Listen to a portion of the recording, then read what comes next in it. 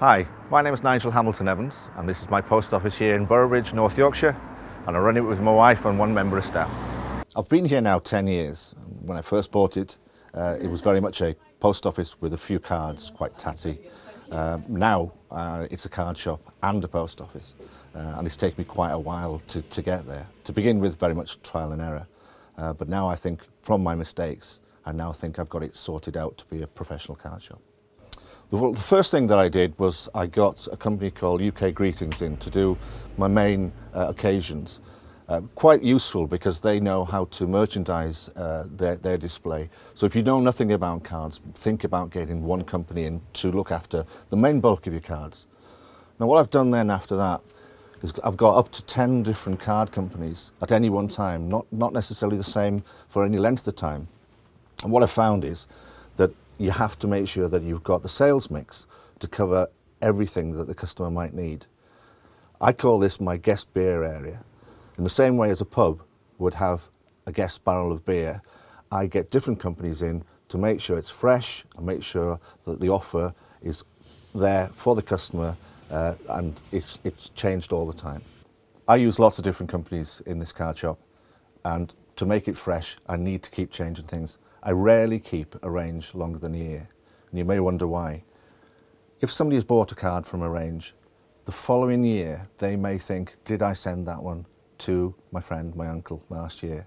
So they know that everything is fresh in the shop, so keep changing things over. It's really important for you to cover all bases and make sure you've got the range that your customer will want. You need to have a selection of cute, you need to have a selection of humour, art cards and photographic. Don't just buy cards that you like, think about what your customer might like. Also, have them in very defined areas. We have humour in one area, we have art cards in another area, and we have photographic in another area and cute in another area. Make it as clear as possible so the customer can go and look for what they want. A messy shop will not get you a sale, so make sure it's properly planned out. What we also need to do is identify your hotspots within the shop. The door just there leads straight onto this display stand here. This is one of my hotspots. I use this for Valentine's, Christmas, Mother's Day, Father's Day. It's the first thing they see when they come in. Now, however, just the other side of the stand is a cold spot.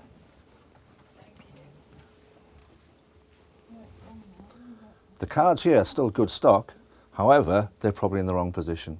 So you have to recognise that they might not sell as quickly. However, if we were to move them to the other side, to the hotspot, then they'll probably sell through. So keep moving your stock around. I start planning for Christmas from September, October onwards. You need to get out a range of family cards. I normally put them in this cold spot here. It's a start. Just think, supermarkets start getting them out around about that time, and they wouldn't put them out unless they were selling. So now's the time to start planning for Christmas and make sure you've got your ranges ready to put out. Another hotspot is to the left of my front door, and this is where I've got my high margin cards. Some of these cards are retailing up to £5.80, but don't fill your shop full of high margin cards. There needs to be a balance.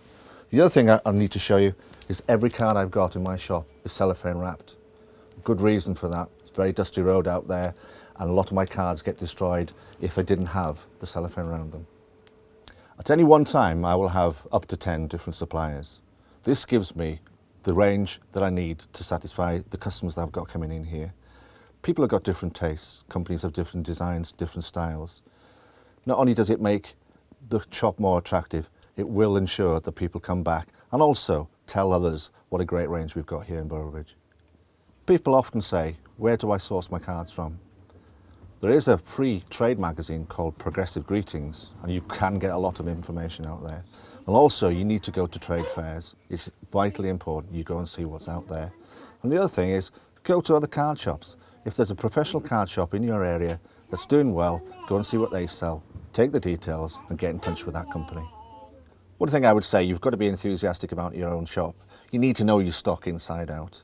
If somebody's browsing, they might not be able to find a card that they want.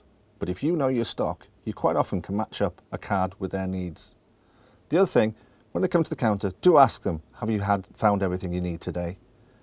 Quite often, they'll tell you that they can't find something and you'll be able to help. It increases sales, but you need to know your stock inside out. The other thing you should look at as well, when somebody's browsing, let's say for an age card, a 30th birthday. If they walk away from that section, it means that they haven't found the card they want. I have a selection of cards behind the counter, and I bring those out a little bit like a catalogue, if you like. The one thing I hate is if a customer goes out without buying. You need to grab hold of them, show them what you've got.